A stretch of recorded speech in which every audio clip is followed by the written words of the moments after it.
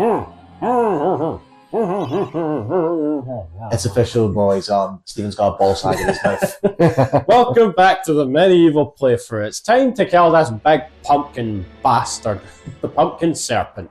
This is our next boss for the stage. The King Pumpkin sleeps. If you want an audience with this regal plant, you should mash all of his pod sacks. I'm sure that won't just piss it off, but okay, I'm game. Part just started with the cats already. Yeah, apparently there's cats in this pumpkin place as well. I fucking the cat was going to wait until we started talking. Andrew.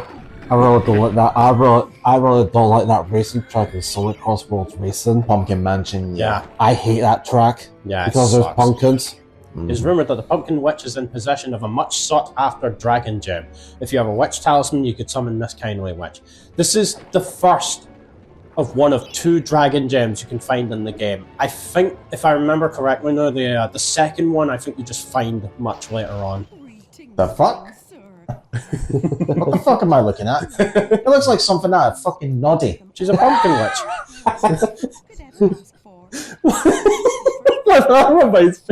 Wasn't that a joke years ago that we had when someone, what was it, like way for Nobby or something?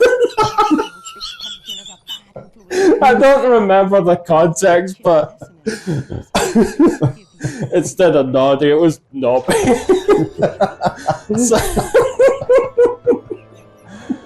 That just, you saying that unlocked a core memory in my mind.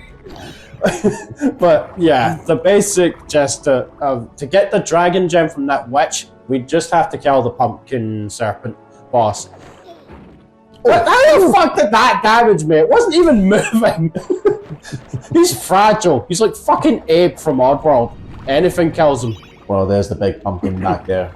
Yeah, I'll be the boss. Yeah, but it's not active yet. We have to destroy all the pod sacks to actually make it come to life. Now that chest with the skull, well, Jesus Christ! Is that touch damage? Yeah.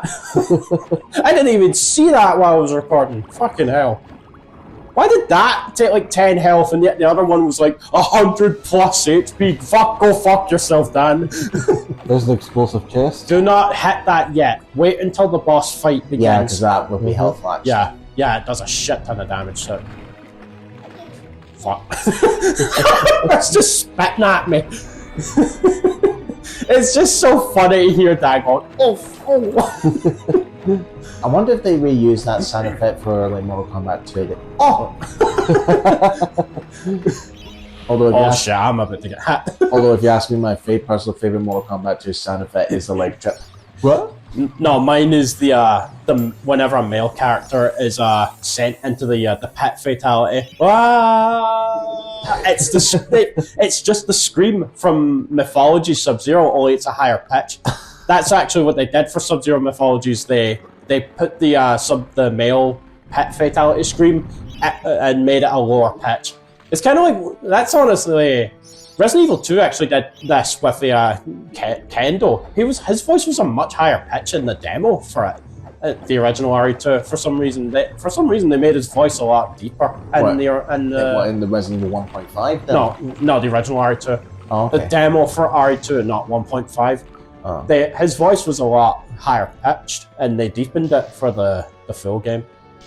Kind of reminds me of a situation in that movie, Caroline, where it's like this 3D animated where she imagines characters where had the buttons for eyes. No, it was not that. There was another film. I think it was based on Alice in Wonderland, where Keith David voices the big purple cat, but they high pitched his voice. Oh, look at that pool! There was fame. Congratulations, you just pissed off the big massive pumpkin. Now the boss is active, so the one and only spot you can hit, I'm pretty sure, is the giant orange pumpkin on it. So now we're gonna really bring the pain. Go over to each of the explosive chests and smack them. Booyah! The other one didn't do that much damage because it wasn't quite close enough to him. Oh, yeah. There we go. Now, equip the spears and watch as that health bar just drops.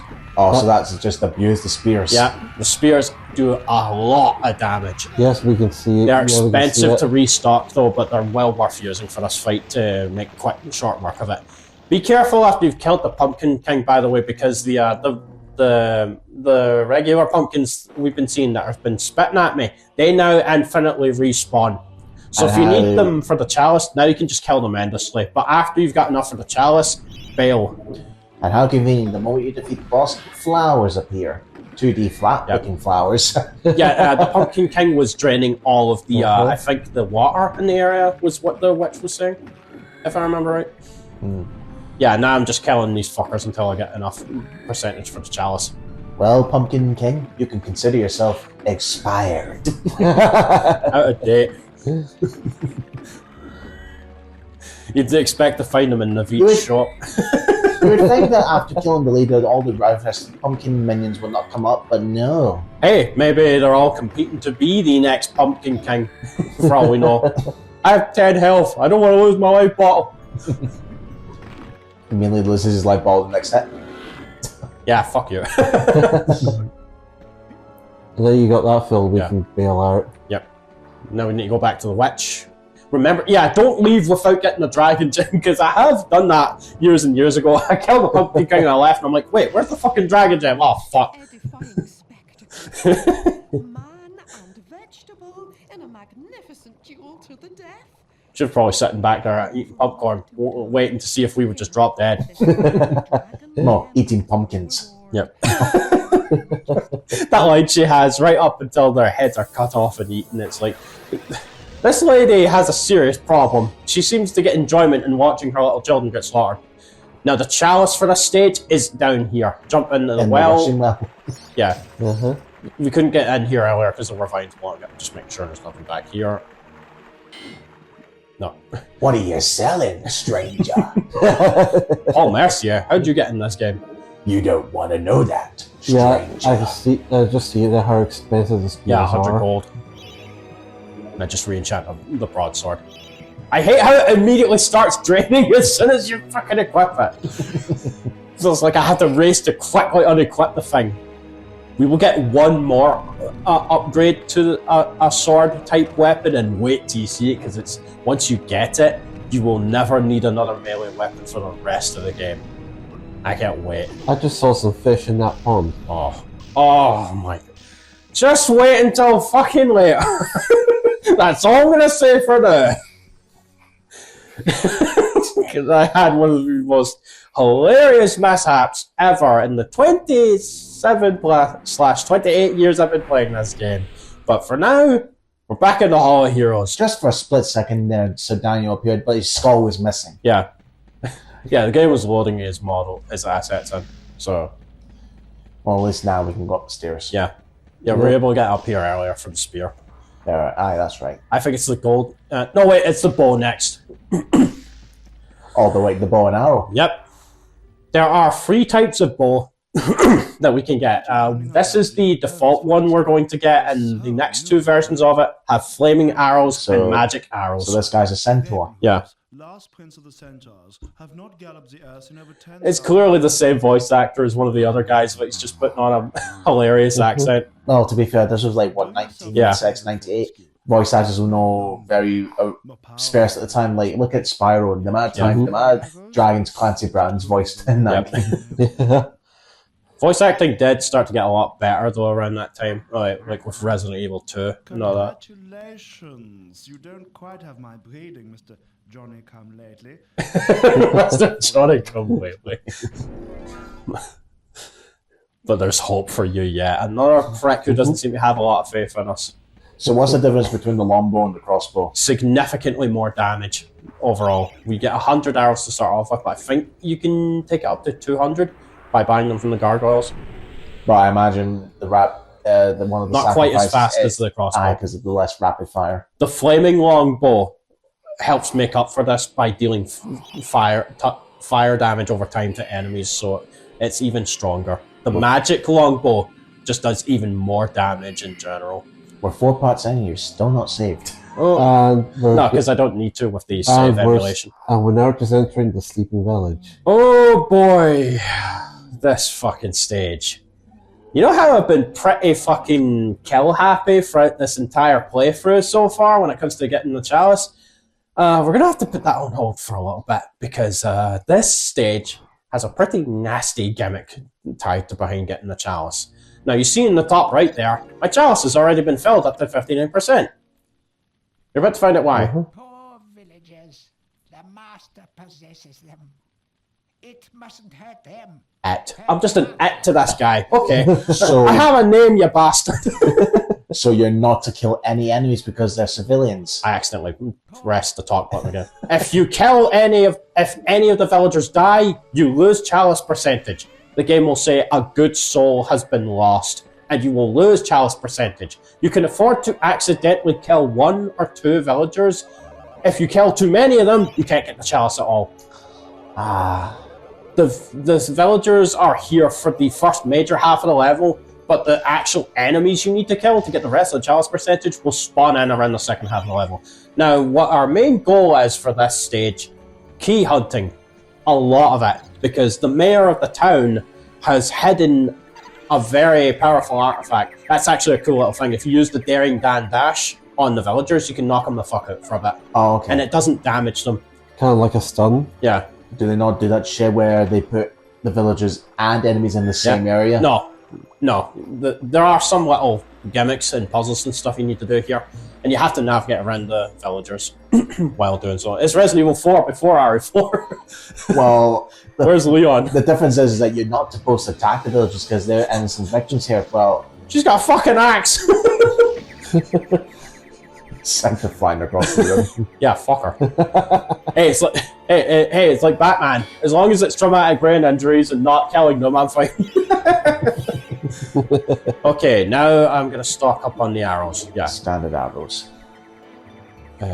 I don't think I didn't buy the spears because I'm not paying 100 gold for just 4 arrows. Because the thing is, even if you have like 29 out of 30 and you choose to stock up your spears, it will still take a full 100 gold for 1 spear. So What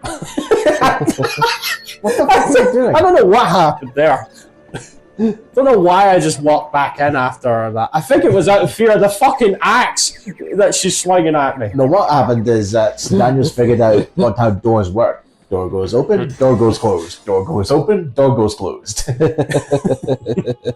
And now it is once again time for Stephen Allen's Fun with Reading.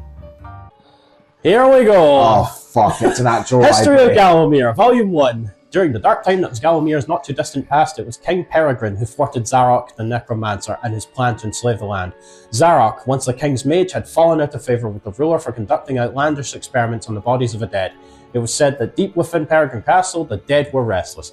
The dead are to be honoured, not kept as the playthings of an alchemist, declared King Peregrine as he banished Zarok from the castle. All of Zarok's living dead were routed out and destroyed.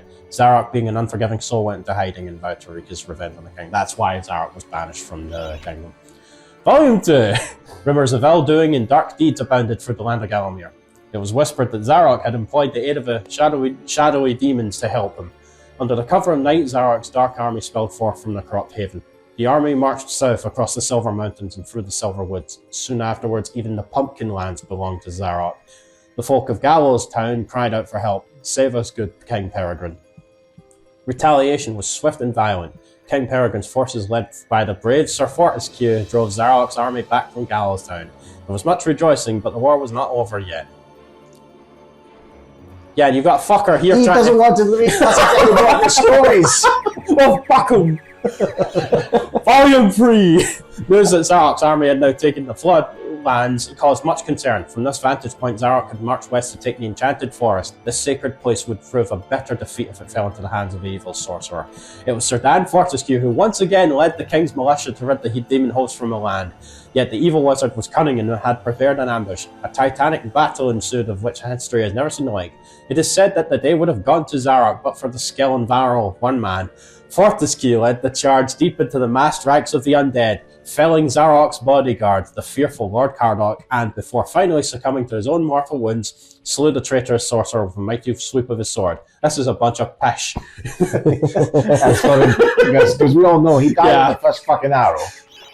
Volume 4. The forces of evil were destroyed, but at a terrible price. None but a handful of the king's militia returned from that field. Gallowmere lost a whole generation of young men that day, including Carrie Tim, the legendary crossbow man, and Fortescue's second in command, who fell in the first volley of arrows. No, that was you, Daniel. Zarok's body was never found, though if it lies mourned in an unmarked grave, then no one in Gallowmere would shed a tear. The shadow demons that had fallen under Zarok's banner were unnatural creatures that did not belong in the world of mortal men. The king declared that they be banished, entombed under the pure earth of the enchanted earth. Imprisoned within an impregnable box of the king's design, the demons were buried deep underground. Their tomb was sealed with a magical device has since come to be known as the Shadow Artifact. Guess what we're here to get? The Shadow Artifact. Yeah. Oh, for fuck's sake, there's 2 more bricks in the back! The land of Gallowmere is a wondrous land of breathtaking sights and adventure. If it's beauty you're looking for, be sure to check out the Enchanted Forest, scale the heights and see the nests of giant dragon birds, seek out weird and wonderful plant life, go ooh and ah at the sight of baby dragon toads splashing about. Why not take a walk through the Pumpkin Valley? Pumpkin is Gallowmere's favourite dish, and about now the valley is just bulging under the weight of young podlings awaiting its harvest. Now you have to use the club or the hammer to break this down. Part 2. If it's mystery you're looking for, then the seasoned adventurer should travel to the ruins of King Peregrine's castle. Yes, this is the fortress from which the fabled King Peregrine once hailed. It is said that the king's crown was lost in the dungeons below the castle, and that the ghost of the regent himself now haunts those cold stone passageways. Spooky. Why not take to the swamps and seek out the mythical town of Mellowmead? This place was once sold to a place of fantastical arcane alchemy, but in ages past since it was consumed by the murky swamps.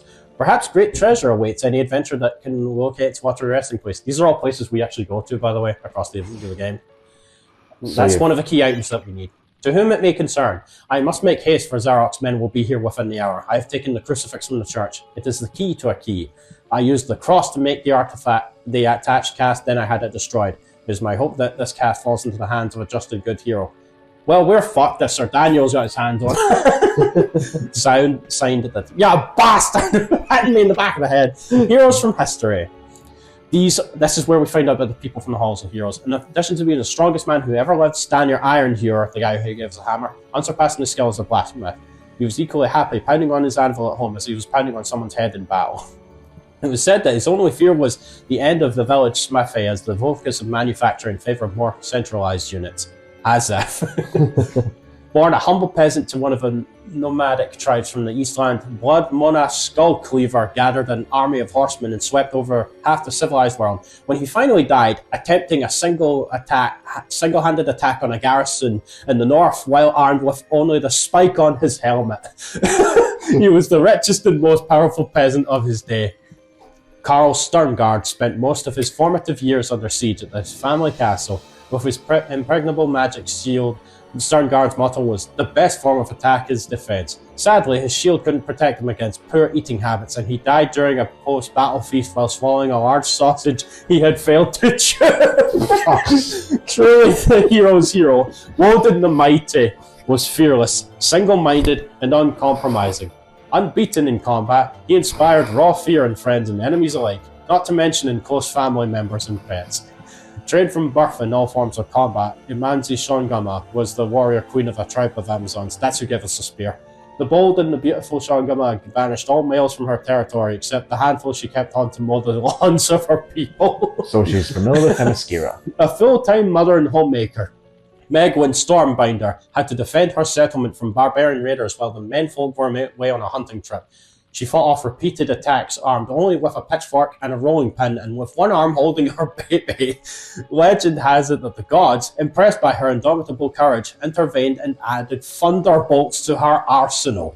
She won the battle with a couple of bolts to spare on her husband when he finally returned. Yeah, so the gods gave her fucking lightning.